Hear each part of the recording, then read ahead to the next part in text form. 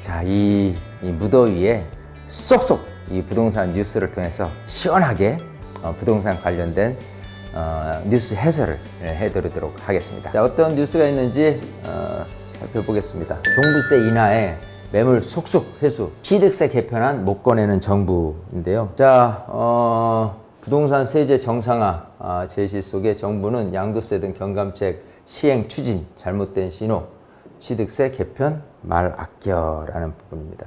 자, 이제 정부가 어쨌든 세제 정상화를 내세우면서 양도세 그리고 종부세에 대한 경감을 이미 시행하거나 추진키로 했지만 취득세 개편에 대해서는 아직 말을 아끼고 있다는 내용이에요. 예.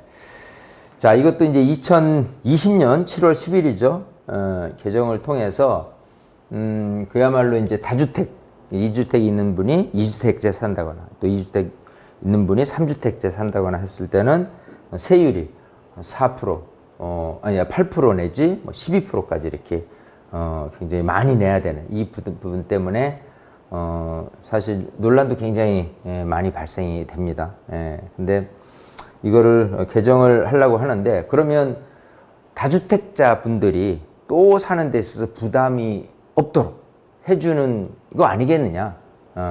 또 부자 감세다. 뭐 이런 얘기도 나올 수 있는 부분도 있거든요. 그래서 취득세만큼은 굉장히 좀 지금 정부에서도 조심스럽게, 이제 취득세 개편안에 대한 부분은 이미 얘기가 나왔었던 내용인데, 아무래도 이 행안부에서 이제 결정을 하게 될 텐데, 취득세 세제 개편은 부동산 시장 동향을 봐가면서 추진할 것이라면서도 시점에 대해서는 말을 아꼈습니다. 다른 정부 관계자는 다주택자의 취득세 완화는 다주택자에게 집을 더 사라는 실험처럼 보일 수 있다 보니까 다른 세제보다 더 조심스러울 수밖에 없다고 설명을 했습니다.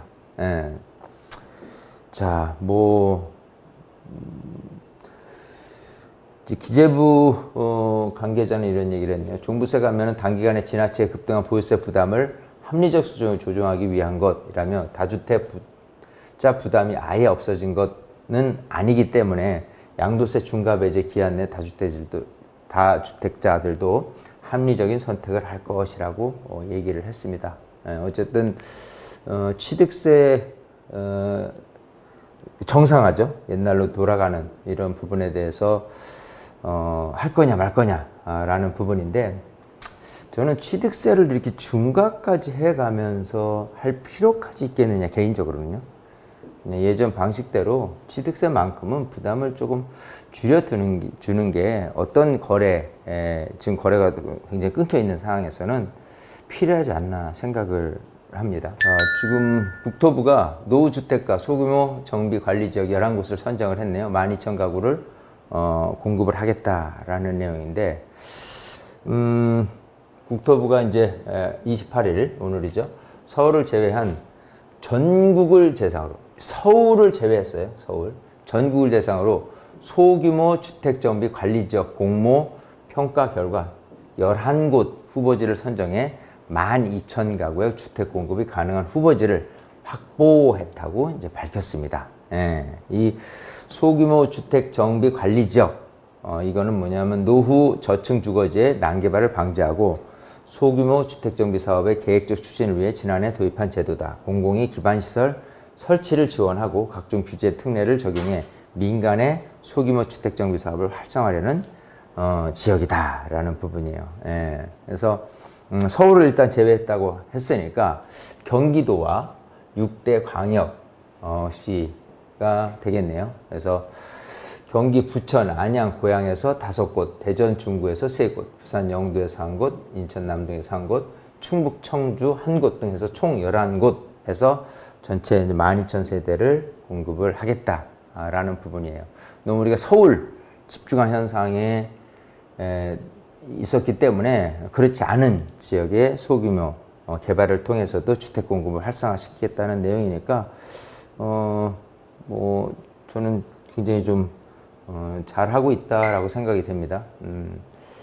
대규모 재개발 재건축이 어려운 지역에서 소규모 주택정비 사업에 대한 관심과 기대가 확대되고 있다며 이에 부응해 이번에 선정된 후보지에서 소규모 주택정비 사업이 활성화되고 필요한 기반시설이 확충돼 살고 싶은 주거지로 변모할 수 있도록 정부도 적극 지원을 아끼지 않겠다라고 설명을 하고 있습니다.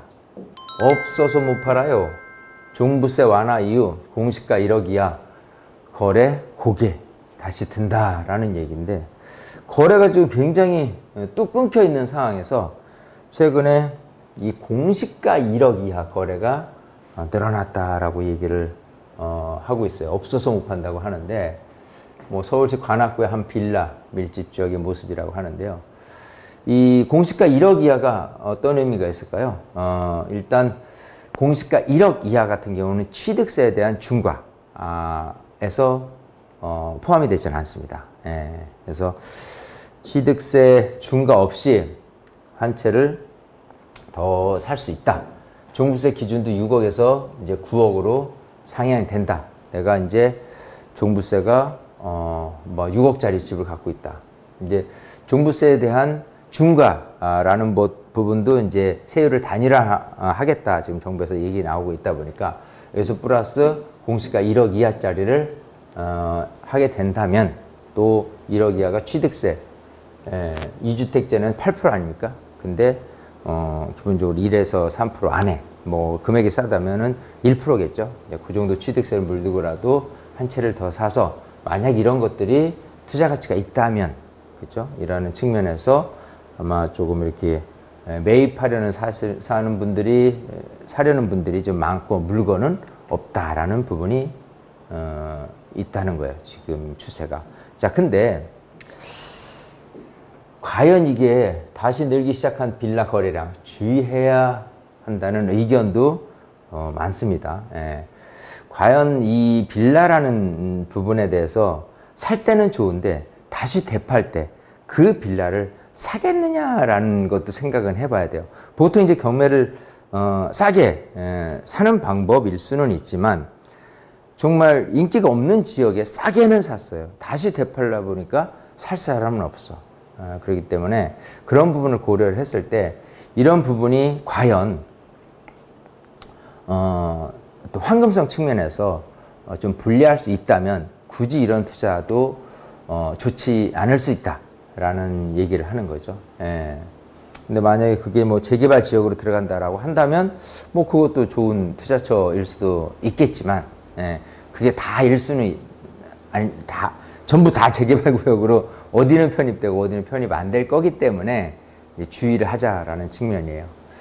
자, 정부가 정비 사업을 활성화하겠다고 한 만큼 재개발 이슈가 있는 지역에서는 투자 기대가 커질 수 있다. 오래 걸리는 재개발 특성상 큰 돈을 투자하는 경우보다 공시가가 1억 이하로 투자하려는 수요가 더 있을 것이라고 얘기를 하고 있습니다. 나중에 제도가 다시 바뀌는 경우에도 문제가 없을 만한 합리적인 투자인지 따져본 후 투자를 해야 된다라고 얘기를 하고 있고요. 지금 같은 금리 인상 시점에서는 서울 빌라나 중저가 물건들이 더 빨리 영향을 받게 된다면서 현재 재개발이 진행되는 지역이 아닌 경우 추가적인 매수가 붙기 어렵고 상승 기대감이 없어서 나중에 회수하기 어려울 수 있다는 점을 유의해서 투자해야 된다라는 얘기를 하고 있습니다. 예. 자, 날씨가 굉장히 덥습니다. 여러분 휴가 또 계획도 세우셨을 텐데요. 정말 좀 무더위에 좀 시원하게 여름 휴가 잘 보내시고요. 꾸준히 여러분 건강관리 잘 챙기시고요. 물 많이 드시는 게 굉장히 최고의 보약일 수 있다고 저는 생각합니다. 그래서 어제도 제가 등산을, 저는 등산을 좀 모처럼 만에 갔는데 9시간을 등산을 했어요. 굉장히 긴 시간인데 물이 부족해가지고 힘들었습니다. 이 물의 소중함에 대해서 굉장히 어제 많이 뉘우쳤는데, 평상시에도 이 물을 많이 드시게 되면 땀으로 이제 배출되고 해서 몸에 이제 그 순환 계통에 굉장히 좀 도움이 많이 될 수 있다라고 생각이 되기 때문에요. 물 챙겨주시는 거 잊지 마시길 바라겠습니다. 자, 건강 잘 챙기시고 다음에 또 뵙겠습니다. 마치겠습니다.